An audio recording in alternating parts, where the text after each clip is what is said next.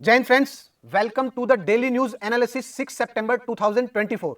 और मैं आपके लिए 4 इंपॉर्टेंट न्यूज आर्टिकल्स लेके आया हूं। और ये न्यूज आर्टिकल्स जो हैं एग्जाम पर्सपेक्टिव के लिए बहुत ही इंपॉर्टेंट हैं, बहुत ही क्रूशियल हैं। देखिए, मेंस के पर्सपेक्टिव के लिए इनका डिटेल्ड एनालिसिस मैं आपके लिए लेके आया हूं। सो स्टार्ट करते हैं हम अपने फर्स्ट आर्टिकल से। फर्स्ट न्यूज आर्टिकल जो है वो मोदी जी की विजिट सिंगापुर और ब्रुनेई से रिलेटेड है।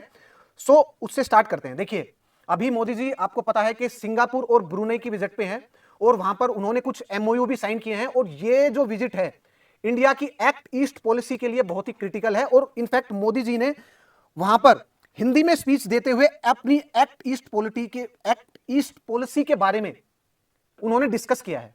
सो ये एक्ट ईस्ट पॉलिसी क्या है, ये एशियान रीजन क्या है, एशियान कंट्री क्या है, ये सिंगापुर और ब्रुनेई की लोकेशन क्या है, और क्यों इंडिया इस एक्ट ईस्ट पॉलिसी पे इतना फोकस कर रहा है। सो इन सारे क्वेश्चंस का हम आंसर जानने की कोशिश करते हैं। चलिए फ्रेंड्स, चलते हैं। देखिए, पहले ज्योग्राफिकल लोकेशन सिंगापुर और ब्रुनेई की ये जानने की कोशिश करते हैं कि ये वर्ल्ड मैप में कहां पर है। देखिए, ये सिंगापुर जो आपको डॉट दिख रहा है, ये डॉट, ये सिंगापुर की लोकेशन है। This is Singapore, this is Singapore and this is Brunei, this is Brunei. So friends, ये छोटा सा जो आइलैंड आपको दिख रहा है ये सिंगापुर है और ये ब्रुनेई है। और ये जो कंप्लीट जो पार्ट है ये साउथ ईस्ट एशिया रीजन है, साउथ ईस्ट एशिया रीजन है, South East Asia region. And this is East China Sea, this is Bay of Bengal, this is East China Sea, East China Sea, this is Bay of Bengal, this is Bay of Bengal। And friends, ये जो आपको straight दिख रहा है ये Malacca strait है, जो कि स्ट्रेटेजिकली इंडिया के लिए बड़ा इंपॉर्टेंट है और चाइना के लिए एक पेन पॉइंट है। सो मैंने जस्ट आपको ज्योग्राफिकल लोकेशन सिंगापुर ब्रुनेई की बताई और उसके आसपास के कुछ रीजन्स बताए और आपको इंपॉर्टेंट मलक्का स्ट्रेट डिस्कस किया। चलिए आगे चलते हैं। देखिए, एशियन रीजन क्या है।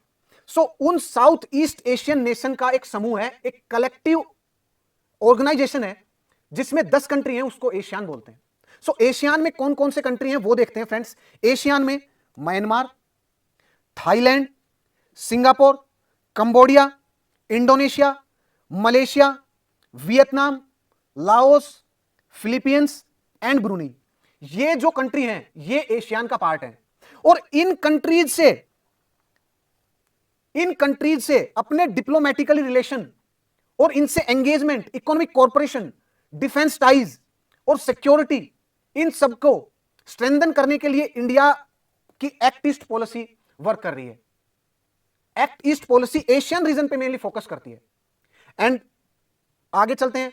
Now the importance of this visit, कि इस विजिट की इंपॉर्टेंस क्या है, कि why this visit is so important. So ये विजिट इसलिए इंपॉर्टेंट है because Singapore is very crucial for our act east policy. और सिंगापुर में इंडियन डायस्पोरा भी है, तमिल डायस्पोरा काफी। So there is culture to cultural exchange. और सिंगापुर से इंडियन इकोनॉमी में, इंडियन मार्केट में काफी इन्वेस्टमेंट्स भी आते हैं। There are economic engagements, there are security relation, security engagements with Singapore we have. So diplomatical relation Singapore के साथ मेंटेन करने इंडिया के लिए बहुत ही क्रिटिकल है, बहुत इंपॉर्टेंट है। और क्योंकि सिंगापुर जस्ट मलक्का स्टेट के पास है बिल्कुल, सो सिंगापुर का चेंगई नेवल एयरबेस, चेंगई नेवल बेस, वो इंडिया के लिए बहुत इंपॉर्टेंट है क्योंकि इंडिया उस नेवल बेस को यूज कर सकता है। There is a defence agreement between India and Singapore. So maintaining the relationship, healthy relationship with the Singapore is very critical for India. And there is a cooperation, मैंने बताया आपको किस field में, defence के field में, security के field में we have cooperation, we have maritime domain में कोऑपरेशन, वी हैव एजुकेशन में हमारे पास कोऑपरेशन है, एंड द नॉलेज पार्टनरशिप के फील्ड में भी हमारे पास कोऑपरेशन है सिंगापुर पे। And there are solid foundation, ये जो फाउंडेशंस हैं, ये जो एरियाज हैं, ये हमारे रिलेशंस को सॉलिड फाउंडेशन प्रोवाइड करते हैं टू अवर बाइलेटरल रिलेशंस। सो मैंने आपको इस आर्टिकल से क्या बताया कि what is the geographical location of Singapore and Brunei, कि वहां पर विजिट की सिग्निफिकेंस क्या है। सिंगापुर इतना स्मॉल कंट्री, इतना छोटा country south East Asian region में, ये इंडिया के लिए क्रिटिकल क्यों है और इसके थ्रू इंडिया एशियान पर क्यों फोकस करना चाहता है। एशियन रीजन को मैंने आपको बताया और इंडिया की एक्ट ईस्ट पॉलिसी के बारे में जस्ट आपको मैंने थोड़ा सा आइडिया दिया। सो अब एक्ट ईस्ट पॉलिसी को अच्छे से जानने की कोशिश करते हैं कि ये क्या है, ये इंडिया के लिए इतनी सिग्निफिकेंट क्यों है, why this is critical for India, why maintaining the healthy relation with Singapore, Brunei and overall Asian country, it is very important for India. Why? This is because of the Act East policy of India. And now what is this Act East policy? Look at this. Act East policy, this is the upgrade version of the Look East policy. This is what? The upgrade version of the Look East policy. 2014 में जो Look East policy थी उसको upgrade करके Act East policy में convert कर दिया गया, जो कि उसका अपग्रेड वर्जन थी। And now what is this Look East policy? This is about diplomatic initiative to promote economic, strategic, cultural relation with the vast Asia Pacific region at different levels. मैंने आपको बताया अभी जस्ट रिसेंटली कि economic, strategic and the cultural relation east Asian countries के साथ maintain करने के लिए, उनको स्ट्रेंथन करने के लिए, उस रीजन में इंडिया की इंफ्लुएंस, इंडिया की डोमिनेंस उन साउथ ईस्ट एशियन कंट्रीज में और उन वाटर्स में, इनको एनहांस और इनको इंक्रीज करने के लिए ही ये लुक ईस्ट पॉलिसी है। And it also involve intensive and continuous engagement in the field of connectivity, trade, culture, defence and people to people contact, देखिए आगे चलते हैं। मैंने आपको बताया इंडिया की जो एक्ट ईस्ट पॉलिसी है वो इस वाले एरिया को कैटर करती है, इस वाले एरिया को कैटर करती है। And what are the main reasons for this, कि इस एरिया पे इंडिया का फोकस है। Why? The one of the biggest reason and the biggest factor is the dominance of China in this area, कि China जो है, China का dominance इस एरिया में वो इंक्रीज हो रहा है, वो बढ़ रहा है। So to counter China in this region, India अपनी एक्ट ईस्ट पॉलिसी को स्ट्रेंथन कर रहा है। और एक्ट ईस्ट पॉलिसी को कैसे स्ट्रेंथन कर रहा है? एशियन कंट्री के साथ अपने एंगेजमेंट्स, अपनी कॉर्पोरेशंस बढ़ा के। और एंगेजमेंट और कॉर्पोरेशंस किस फील्ड में? इकोनॉमी के फील्ड में, डिफेंस के फील्ड में, स्ट्रेटेजिक एंगेजमेंट्स के फील्ड में, people to people connect, cultural exchange, maintaining foreign diplomatic relations, security ties. So India इस पॉलिसी के तहत एशियन के जो कंट्रीज हैं उनके साथ बायलेटरल और मल्टीलेटरल एग्रीमेंट्स में भी है। देखिए, ऑस्ट्रेलिया के साथ इंडिया स्ट्रॉन्ग डिफेंस पार्टनरशिप में है to counter China in this region. Japan के साथ India is countering Chinese expansionist policy through economic cooperation with the Japan. And also with the South Korea, India is engaging with high level of bilateral trade, investment and the security ties to counter China. और act east policy एक और चीज के लिए बहुत ज्यादा critical और important है इंडिया के लिए, वो क्या है? This is mainly to connect the north eastern part of India, this is the north eastern part of India with the South East Asian nations, so that कि इस रीजन में, इंडिया का जो ये रीजन है, यहां पर भी कनेक्टिविटी बढ़े, यहां पर भी इन्वेस्टमेंट बढ़े, ट्रेड बढ़े, और ये जो आइसोलेटेड रीजन है इंडिया का, इसका भी डेवलपमेंट और रीजन्स की तरह हो सके। सो एक्ट ईस्ट पॉलिसी इंडिया के लिए मैंने आपको बताया 2-3 कारणों के लिए इंपॉर्टेंट है। First is to counter the growing dominance of China in that region. Second, economic partnership, investment, trade को बूस्ट करने के लिए एशियन रीजन के साथ। And the third is north east जो रीजन है इंडिया का, उसको वहां पर डेवलपमेंट को प्रमोट करने के लिए, कनेक्टिविटी को प्रमोट करने के लिए एक्ट ईस्ट पॉलिसी बहुत ही क्रूशियल है। सो फ्रेंड्स, मैंने आपको बताया कि सिंगापुर जो विजिट है प्राइम मिनिस्टर नरेंद्र मोदी की, वो क्रूशियल क्यों है, वो बायलेटरल रिलेशन के लिए भी, वो मल्टीलेटरल रिलेशन लाइक एशियन के लिए भी क्रूशियल क्यों है, एशियन से डील करने के लिए इफेक्टिवली इंडिया की जो एक्ट ईस्ट पॉलिसी है वो क्या है, उसकी सिग्निफिकेंस क्या है, ये हमने ब्रॉडली और होलिस्टिकली कवर किया है। अब नेक्स्ट टॉपिक पे चलते हैं। चलिए फ्रेंड्स, देखिए हमारा जो नेक्स्ट टॉपिक है that is related to fiscal federalism, and this article is talking about vertical fiscal imbalance, कि इंडियन जो पॉलिटी है और इंडियन जो पॉलिटिकल सिस्टम है, इंडियन फेडरलिज्म है, उसमें वर्टिकल फिस्कल इंबैलेंस है। मतलब जो सेंट्रल गवर्नमेंट है वो मोस्ट ऑफ द रेवेन्यू जो टैक्स और नॉन डायरेक्ट टैक्स और इनडायरेक्ट टैक्स से जो कलेक्ट होता है वो आप सेंट्रल गवर्नमेंट के पास जाते हैं, और central government through the finance commission that is mentioned in article 280 of the Indian constitution, वो vertical devolution of this financial resource करती है स्टेट गवर्नमेंट को। सो जितना ज्यादा, लेट अस सपोज कि सेंट्रल गवर्नमेंट की टैक्स और नॉन डायरेक्ट टैक्स और इनडायरेक्ट टैक्स से जो इनकम हुई है वो है 100 रुपए, 100 रुपीज। सो जो वर्टिकल जो डेवल्यूशन होना चाहिए टू द स्टेट, कि उसमें से स्टेट का कितना हिस्सा होना चाहिए उस टैक्स में से, वो लेट अस से 41 है। So this article is saying कि ये 41 रुपए है, ये कम है, ये लगभग 49 या 50 होने चाहिए।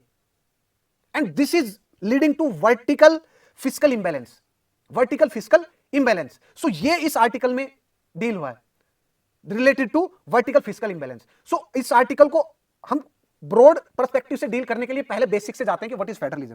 देखिए फेडरलिज्म क्या है, कि दो लेवल ऑफ गवर्नमेंट के, सेंट्रल गवर्नमेंट और स्टेट गवर्नमेंट के, एक ज्योग्राफिकल, एक पॉलिटिकल एंटिटी में एक सेंट्रल गवर्नमेंट है, एक देश में एक सेंट्रल गवर्नमेंट है और उनके नीचे स्टेट गवर्नमेंट है। सेंट्रल गवर्नमेंट लेजिस्लेटिव, एग्जीक्यूटिव और फाइनेंशियल पावर कुछ सब्जेक्ट्स में है, और स्टेट गवर्नमेंट के पास लेजिस्लेटिव, एग्जीक्यूटिव और फाइनेंशियल पावर कुछ अलग सब्जेक्ट्स में है, जैसे कि डिफेंस, फॉरेन रिलेशन, फाइनेंस, इन सब की पावर सेंट्रल गवर्नमेंट के पास है। कई मैटर एजुकेशन से रिलेटेड, हेल्थ से रिलेटेड, एग्रीकल्चर से रिलेटेड, ये स्टेट गवर्नमेंट देखती है। और सेंट्रल गवर्नमेंट भी टैक्स कलेक्ट करती है और स्टेट गवर्नमेंट भी टैक्स कलेक्ट करती है। सो ये जो अरेंजमेंट है इसको फेडरलिज्म बोलते हैं। एंड दिस फेडरलिज्म, कि ये फेडरलिज्म क्यों है, फेडरल ऐसा स्ट्रक्चर क्यों है, क्यों नहीं सिर्फ एक सेंट्रल गवर्नमेंट हो सकती, क्यों स्टेट गवर्नमेंट्स बनाई गई हैं इतनी ज्यादा, और क्यों उनको अलग थोड़े कुछ सब्जेक्ट दिए गए हैं, ऐसा क्यों? This is mainly to balance national unity and the regional diversity, कि ऐसे मैटर जिनमें नेशनल यूनिटी है की जरूरत है पूरे देश में, वहां पर सेंट्रल गवर्नमेंट उन सब्जेक्ट्स को, उन सब्जेक्ट्स के ऊपर होल्ड सेंट्रल गवर्नमेंट का रहेगा, और अदर सब्जेक्ट्स जो कि रीजनल एरिया में ही एडमिनिस्टर करे जा सकते हैं और वहां पर सेंट्रल लेवल पे उनके एडमिनिस्ट्रेशन की जरूरत नहीं है, वहां पर रीजनल डाइवर्सिटी को भी इनकॉर्पोरेट करना पड़ेगा। सो उन सब्जेक्ट्स को स्टेट गवर्नमेंट को दे दिया गया कि आप इसमें अपने कानून बनिए, आप ही इसमें अपने जो है वो एग्जीक्यूट कीजिए, आप इसके फाइनेंशियल रिसोर्सेज को से डील कीजिए। सो फेडरलिज्म की इंपॉर्टेंस क्या है, ये है। फेडरलिज्म क्या है मैंने आपको ये भी बताया। अब देखिए फिस्कल फेडरलिज्म, मैंने आपको बताया कि fiscal federalism is relation between different level of the government at federal level and that is related to financial relationship. Financial relationship, आगे चलते हैं फ्रेंड्स। देखिए अब आर्टिकल 280 के बारे में मैंने आपको बताया कि article 280 talks about the finance commission, के जितने भी टैक्स कलेक्शन होंगे डायरेक्ट और इनडायरेक्ट, क्योंकि सेंट्रल गवर्नमेंट, ज्यादा टैक्स रेवेन्यू है सेंट्रल गवर्नमेंट के पास, ज्यादा टैक्स कलेक्शन होता है। सो आर्टिकल 280 के तहत एक फाइनेंस कमीशन बनाया जाएगा एंड वो फाइनेंस कमीशन ये डिसाइड करेगा कि जो भी जितना भी टैक्स कलेक्शन सेंट्रल गवर्नमेंट को हुआ है उसका सेंटर और स्टेट में जो वर्टिकल डिवल्यूशन होगा, कि ये सेंटर कितना रखेगा और स्टेट जो है वो कितना रखेंगे। ये वर्टिकल डेवल्यूशन आर्टिकल 280 के थ्रू फाइनेंस कमीशन डिसाइड करता है। आर्टिकल 280 के थ्रू फाइनेंशियल कमीशन डिसाइड करता है फ्रेंड्स। सो अभी क्योंकि मैक्सिमम जो टैक्स रेवेन्यू है वो सेंट्रल गवर्नमेंट कलेक्ट करती है और फाइनेंस कमीशन ने डिसाइड, फाइनेंस कमीशन के फॉर्मूला के थ्रू ये डिसाइड होता है कि स्टेट को कितना उसका शेयर मिलेगा। सो 15 फाइनेंस कमीशन के अकॉर्डिंग 41% मिलेगा। लेकिन इस 41% से स्टेट का जो एक्सपेंडिचर है, स्टेट का जो खर्चा है वो कहीं ज्यादा है इससे।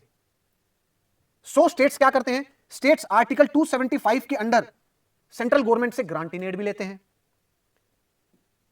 और सेंटर आर्टिकल 282 के तहत ऐसे सब्जेक्ट जो कि स्टेट गवर्नमेंट के अंडर हैं उनमें भी स्पेंड करता है central sector scheme and central sponsored scheme के तहत।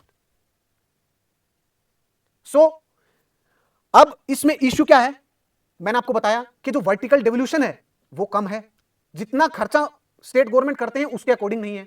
सो there is fiscal imbalance, vertical fiscal imbalance, कि जितना डेवल्यूशन स्टेट से सेंटर की तरफ आना चाहिए उतना नहीं आ रहा है। There is a vertical devolution. Now what this article is saying कि सेंटर को जो वर्टिकल डेवल्यूशन है उसका शेयर इंक्रीज करना चाहिए।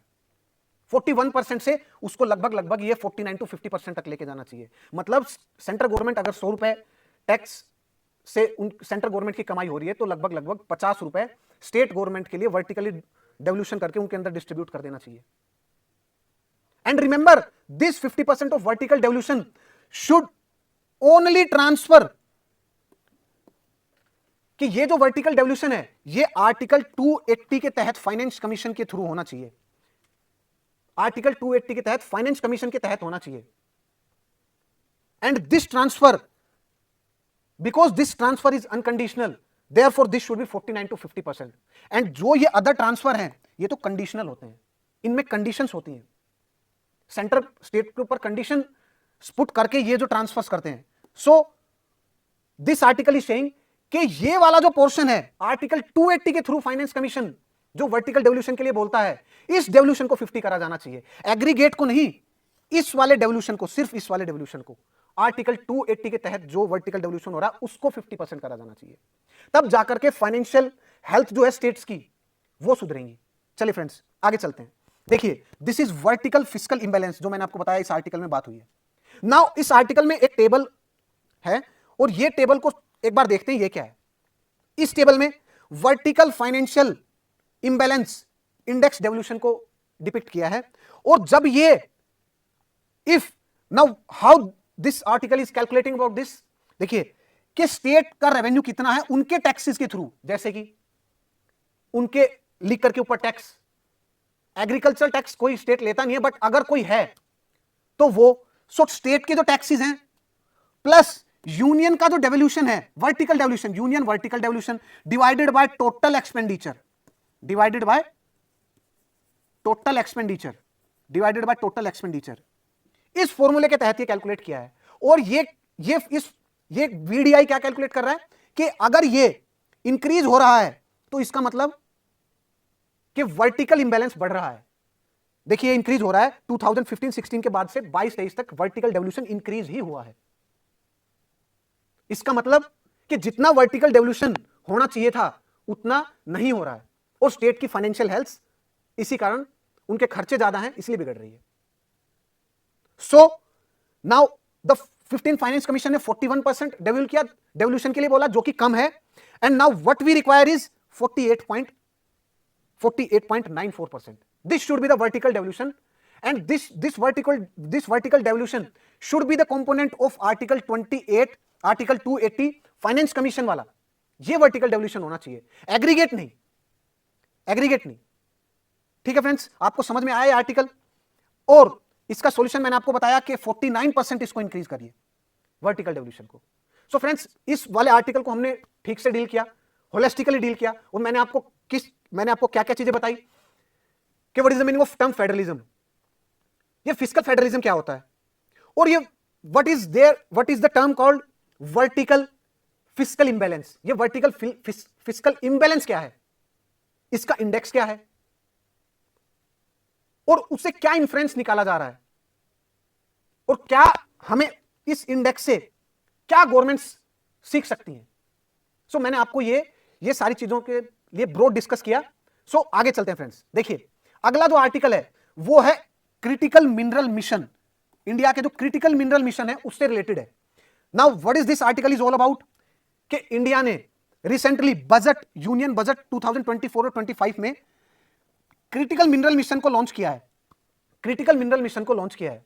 सो ये आर्टिकल बता रहा है कि क्रिटिकल मिनरल मिशन की सक्सेस के लिए अफ्रीका के साथ एंगेजमेंट, अफ्रीका के साथ रिलेशन बड़े ही क्रिटिकल हो सकते हैं इस मिशन को सक्सेसफुल करने के लिए, इस मिशन की सक्सेस के लिए। सो चलिए ये इस आर्टिकल को देखते हैं और इस आर्टिकल के बारे में इन डेप्थ एनालिसिस करते हैं, जानने की कोशिश करते हैं क्या है ये। देखिए सबसे पहले तो क्रिटिकल मिनरल्स क्या है। Critical minerals they are the raw materials that are essential for the functioning of modern economies, technological systems, and they are at a risk of supply disruptions because of geopolitical, economic and environmental factors. Now what is this? देखिए critical minerals वो minerals हैं जो कि आजकल हर electronic equipments में use होते हैं, defence related technologies में यूज होते हैं, स्पेस टेक्नोलॉजी, 5G टेक्नोलॉजी, इन सब में यूज होते हैं। और वो क्रिटिकल मिनरल्स वर्ल्ड के जो अलग अलग कंट्रीज हैं वहां पर अलग अलग क्रिटिकल मिनरल्स हैं, और वो वर्ल्ड के सप्लाई चेन के थ्रू इन क्रिटिकल मिनरल्स को एक्सचेंज करते हैं, इन क्रिटिकल मिनरल्स का ट्रेड करते हैं। But because of geopolitical interruptions and the risk of the supply disruptions, because of that factor critical mineral की अवेलेबिलिटी को इंश्योर करना ये एक कंट्री के लिए बहुत इंपॉर्टेंट है। सोचिए अगर क्रिटिकल मिनरल ही ना हो तो क्रिटिकल मिनरल से जो चिप्स बनती हैं, जो सेमीकंडक्टर चिप्स बनती हैं और जो डिफेंस इक्विपमेंट्स में भी लगती हैं, 5G इक्विपमेंट्स में, वो तो बननी बंद हो जाएंगी। सो ये क्रिटिकल मिनरल की सप्लाई को इंश्योर करना हर कंट्री के लिए बहुत ही क्रिटिकल है। सो मैंने आपको बताया what are critical minerals. Now critical minerals के एग्जांपल्स देखते हैं कुछ। फॉर एग्जांपल लिथियम जो लिथियम आयन बैटरी में यूज होते हैं, कोबाल्ट रिचार्जेबल बैटरी और हाई परफॉर्मेंस अलॉय में यूज होते हैं, graphite used in battery anode, tungsten, plutonium group metal such as palladium, platinum, rhodium and catalytic converter, they are used in the catalytic converter, and the rare earth elements like terbium, neodymium. So ये जो है वो critical minerals के example है। सो ये जो है friends critical mineral के एग्जांपल है। मैंने आपको क्रिटिकल मिनरल्स बताए और उन क्रिटिकल मिनरल्स के एग्जांपल्स बताए। आगे चलते हैं फ्रेंड्स। नाउ अब ये जानने की कोशिश करते हैं कि इंडिया का क्रिटिकल मिनरल इनिशिएटिव जो है वो क्या है, जो बजट 2024-25 में इंडिया ने लॉन्च किया। देखिए 2024-25 में अब देखिए ये क्रिटिकल मिनरल, इसका ऑब्जेक्टिव क्या है? क्रिटिकल मिनरल मिशन का what are the objective of this mission, कि हम अपने क्रिटिकल मिनरल की सप्लाई को इंश्योर करने के लिए इकोनॉमी में हम क्या करेंगे? 3 चीजें करेंगे। What are these? We will expand our domestic production. हम अपने डोमेस्टिक प्रोडक्शन है उसको एक्सपैंड करेंगे। अपने देश में कितने क्रिटिकल मिनरल्स बना रहे हैं, कितने क्रिटिकल मिनरल्स को एक्सप्लोर कर रहे हैं माइन से, खदानों से, उनको उस जो एक्सपैंड करेंगे हम। We will expand our domestic production. और ये कैसे करेंगे? We will amend mines and mineral act 1957 और उसमें we will remove the 6 mineral from the atomic list allowing private sector to explore in India. मतलब कि जो माइंस एंड मिनरल एक्ट 1957 है उसके अगर कुछ स्ट्रिक्ट प्रोविजंस हैं जो कि क्रिटिकल मिनरल्स को एक्सप्लोर करने के लिए प्राइवेट सेक्टर को उसके बीच में बाधा क्रिएट करते हैं, उसको रिलैक्स करेंगे कि प्राइवेट सेक्टर भी आए और क्रिटिकल मिनरल्स को एक्सप्लोर करे, ताकि क्रिटिकल मिनरल्स की अवेलेबिलिटी है जो इकोनॉमी में वो इंक्रीज हो। ये पहला, this is first step under this mission. Second, we will prioritise the recycling. We will prioritise recycling कि अगर क्रिटिकल मिनरल के जो इक्विपमेंट्स हैं, एक चिप है उनमें क्रिटिकल मिनरल का यूज हुआ है, अब वो डिवाइस उस चिप के साथ अब उसका यूज खत्म हो गया, अब ओवर हो गई उसकी लाइफ। सो हम उसको ऐसे ही डिस्कार्ड नहीं करेंगे एनवायरमेंट में, हम उसको रिसाइकल करेंगे ताकि क्रिटिकल मिनरल्स को फिर से उससे एक्सट्रैक्ट किया जा सके और नया प्रोडक्ट बनाया जा सके। सो हम रिसाइकल पे फोकस करेंगे and we will promote major big scale companies to set up the recycling plants. ये दूसरा। And third point is incentivise overseas acquisition of acids, कि हम डोमेस्टिक में भी एक्सप्लोर करेंगे, रिसाइकल को भी प्रमोट करेंगे। And the third point is अगर इंडिया में किसी क्रिटिकल मिनरल की माइंस, खदान अगर कम है और वहां नहीं है तो हम दूसरे कंट्रीज के साथ एंगेजमेंट करेंगे और वहां से एक्सप्लोर और एक्सट्रैक्ट करने की कोशिश करेंगे। एंड उसके लिए इंडिया ने एक पीएसयू, काबिल एक पीएसयू, उसको ये रोल दिया है कि आप क्रिटिकल मिनरल्स को जहां भी वो वर्ल्ड में है जो कि बहुत इंपॉर्टेंट है उनके एक्सप्लोरेशन के लिए आप एंगेजमेंट्स कीजिए। जैसे कि काबिल ने अर्जेंटीना की एक एरिया में एक क्रिटिकल मिनरल को एक्सप्लोर करने के लिए एग्रीमेंट किया है। सो फ्रेंड्स, ये है क्रिटिकल मिनरल मिशन जिसके 3 ब्रॉड ऑब्जेक्टिव्स हैं। इसके बारे में हमने जाना, आगे चलते हैं फ्रेंड्स। देखिए अब क्रिटिकल मिनरल मिशन को सक्सेसफुल बनाने के लिए अफ्रीका का क्या मेन रोल हो सकता है। देखिए मैंने आपको बताया कि इसके थर्ड जो मेन कंपोनेंट है क्रिटिकल मिनरल मिशन का, क्रिटिकल मिनरल मिशन के थर्ड कंपोनेंट में आउटसाइड एंगेजमेंट्स हैं with other country critical minerals के लिए। सो अफ्रीका जो कॉन्टिनेंट है वहां पर काफी क्रिटिकल मिनरल्स हैं। सो इंडिया वहां से एक्सट्रैक्ट कर सकता है एंड इनफैक्ट चाइना की काफी हैवी इन्वेस्टमेंट भी है। सो इंडिया को भी प्रोएक्टिवली वहां पर इन्वेस्ट करना चाहिए ताकि हमारे फ्यूचर जो सिक्योरिटी है रिलेटेड टू क्रिटिकल मिनरल वो मेंटेन रहे। सो फ्रेंड्स, अभी इंडिया के लिए जो स्वीट स्पॉट है और जो डोमिनेंट पोजीशन है कि इंडिया इस अपॉर्चुनिटी को अवेल कर सकता है, इसका फायदा उठा सकता है, वो क्या है कि इंडिया के अफ्रीका के साथ जो एंगेजमेंट्स हैं, economic engagement, soft power engagement, वो बहुत अच्छी है। इकोनॉमिक एंगेजमेंट 98 बिलियन का ट्रेड है। ये इतना हाई ट्रेड तभी हो सकता है ना जब हमारे एंगेजमेंट्स अच्छे हैं अफ्रीकन कंट्री के साथ। और out of this 43 billion is attributed to mining and mineral sector. देखिए माइनिंग और मिनरल सेक्टर से है 43 बिलियन। सो क्रिटिकल मिनरल्स अगर हम एक्सप्लोर करके वहां की माइन से इंडिया में ला सकते हैं, because minerals, mines and minerals related engagement India और अफ्रीका नेशंस में बहुत अच्छे हैं। आगे 75 billion invested in energy assets. India ने 75 बिलियन इन्वेस्टमेंट वहां पर एनर्जी एसेट में की है। सो ये क्या शो कर रहा है कि इंडिया की जो इन्वेस्टमेंट है, इंडिया के जो रिलेशंस हैं अफ्रीकन नेशन के साथ, वो काफी अच्छे हैं। और जो स्वीट स्पॉट इंडिया के लिए क्या है कि अफ्रीका में ग्रीन मिनरल स्ट्रेटजी के तहत अफ्रीकन नेशंस वर्क कर रहे हैं। नाउ व्हाट इज दिस कि कंट्री जैसे Zimbabwe, Namibia, they have banned the export of the raw mineral to ensure value addition. कि कुछ कंट्री जो हैं वो उन्होंने रॉ अगर मिनरल्स हैं कि आप डायरेक्ट माइन से निकालिए और अपने कंट्री में ले जाइए, जैसे चाइना करता है, उसको वो बैन करना स्टार्ट कर दिया उन्होंने। वो बैन करना स्टार्ट कर रहे हैं उसको कि आप इसको एक्सट्रैक्ट कीजिए, यहीं पे वैल्यू एडिशन कीजिए, लोगों को जॉब दीजिए और फिर लेके जाइए। सो इस वाले एरिया में भी इंडिया के काफी गुड और हाई एंगेजमेंट्स हैं अफ्रीका के साथ, काफी हाई एंगेजमेंट्स हैं। So there is very high potential. So if अगर अफ्रीका के साथ कोलैबोरेशन हुआ, इफेक्टिव कोलैबोरेशन, तो डेफिनेटली ये जो प्रोग्राम है क्रिटिकल मिनरल मिशन, ये एक सक्सेस होगा, डेफिनेटली सक्सेस होगा। एंड द यूनिक एडवांटेज जो सेकंड वाली मैंने आपको बताया, वो कैसे है कि इंडिया के पास कुछ स्ट्रेटेजिक प्रोजेक्ट, ऐसे कुछ स्ट्रेटेजिक प्रोजेक्ट हैं जिनके पास इंडिया अपनी ही माइनिंग इंफ्रास्ट्रक्चर वहां पर बिल्ड कर रहा है अफ्रीकन कंट्रीज में, कि वहां पर मिनरल्स को निकाले, माइंस से मिनरल्स को निकाले, क्रिटिकल मिनरल्स को वहीं पे वैल्यू एडिशन करे और फिर इंडिया में लेके आए। ऐसे प्रोजेक्ट्स चल रहे हैं इंडिया के अफ्रीका में। और क्रिटिकल मिनरल वर्कफोर्स को भी इंडिया वहां पर डेवलप कर रहा है और इंडिया के पास खुद भी है। और इंडिया की जो टेक्नोलॉजी स्टार्टअप्स हैं वो माइनिंग वैल्यू चेन में अपनी वैल्यू ऐड कर रही है अफ्रीकन नेशंस में। सो इंडिया के पास क्या दो एडवांटेज हैं कि इंडिया के रिलेशंस बहुत अच्छे हैं, इकोनॉमिक रिलेशन अच्छे हैं, मिनरल से रिलेटेड जो रिलेशन है, जो ट्रेड है वो अच्छा है इंडिया का अफ्रीका के साथ, और इंडिया के पास ये एक सेकंड एडवांटेज और है।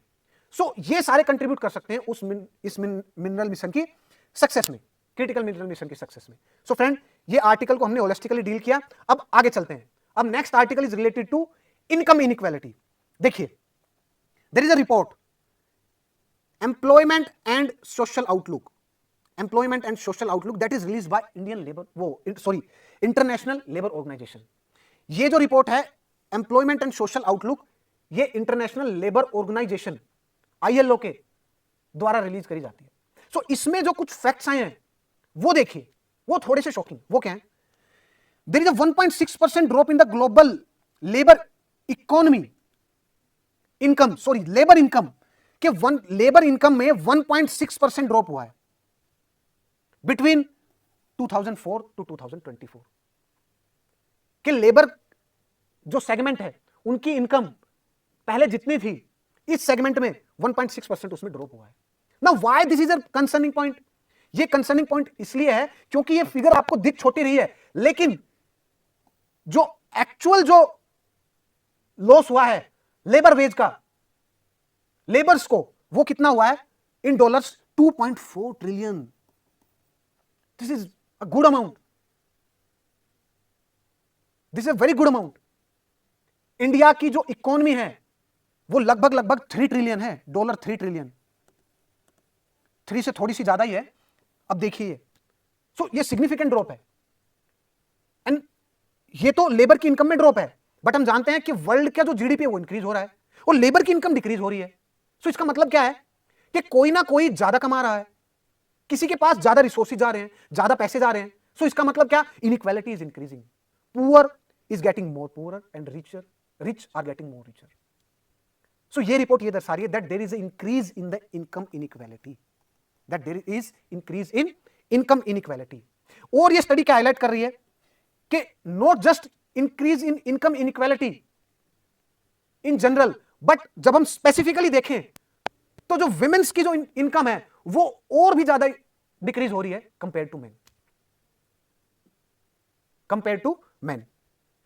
एंड और क्या बताया इस रिपोर्ट ने एम्प्लॉयमेंट इन इंडिया से रिलेटेड, कि इंडिया में जो जितने भी अनएम्प्लॉयड लेबर फोर्स है उसमें से 83% unemployed person are youth. So ये चीजें इस रिपोर्ट में मेंशन है, that inequality is rising and not just broad inequality but sub inequality, gender inequality is also increasing. ये इस रिपोर्ट में हाईलाइट हुआ है। सो अब हम देखते हैं कि इनइक्वालिटी जो इंक्रीज हो रही है उसको जो टैकल करने के जो मेन जो पॉइंट होने चाहिए, मेन जो स्ट्रेटजी, मेन जो पॉलिसीज होनी चाहिए कंट्री की, वो क्या होनी चाहिए? देखिए first point, progressive taxation system. मतलब इफ पर्टिकुलर सेक्शन की वेल्थ काफी इंक्रीज हो रही है, लेट अस से कि 10% 15% ग्रोथ है per annum, so there should be inheritance tax. उन हाई नेटवर्थ इंडिविजुअल पे इनहेरिटेंस टैक्स होना चाहिए उनकी वेल्थ पे, और ये वेल्थ कलेक्ट जो वहां से की गई ये रीडिस्ट्रीब्यूट होनी चाहिए उस पॉपुलेशन में जो कि डिप्राइव्ड है, जो कि पुअर है, poor section of the population. So there should be progressive taxation policy to tackle this inequality problem. Second point, raise minimum wage. कि लेट अस सपोज आज मिनिमम वेज 450 रुपीज है, please increase it to 550 rupees to 600 rupees, ताकि जो लो वर्ग है, जो न्यूनतम वर्ग है, उनका भी इनकम इंक्रीज हो सके। और सोशल सिक्योरिटी नेट प्रोवाइड कीजिए, कि जो पुअर पॉपुलेशन है उनको सोशल सिक्योरिटी नेट प्रोवाइड कीजिए। For example like universal basic income. और इस यूनिवर्सल बेसिक इनकम को एंड्रयू यांग ने, जो कि अमेरिकन है, उन्होंने फ्रीडम डिविडेंड के नाम पे अमेरिकन पॉपुलेशन को $1000 देने के लिए जो सपोर्ट किया, कि यूनिवर्सल बेसिक इनकम के नाम पे हमें उनको फ्रीडम डिविडेंड देना चाहिए और उसका अमाउंट इतना होना चाहिए, अदरवाइज इनइक्वालिटी इंक्रीज होगी। सो इन ऐसे इनिशिएटिव के थ्रू हमें सोशल सिक्योरिटी नेट इंक्रीज करना चाहिए, ऐसे इनिशिएटिव के थ्रू हमें सोशल सिक्योरिटी नेट इंक्रीज करना चाहिए। और यूनिवर्सल बेसिक इनकम से रिलेटेड इकोनॉमिक सर्वे ने भी 2016-17 में काफी होलिस्टिकली उसको डील किया है, उसके प्रोज एंड कॉन्स को, और उन्होंने भी एक्सेप्ट किया है कि सोशल सिक्योरिटी नेट बिल्कुल होना चाहिए। सो फ्रेंड्स, हमने ये 4 आर्टिकल अच्छे से, ब्रॉड कवरेज, इनको अच्छे से डील किया। Till then friends, do like, share and subscribe this channel UPSC Uday by Unacademy. Till then, जय हिंद फ्रेंड्स।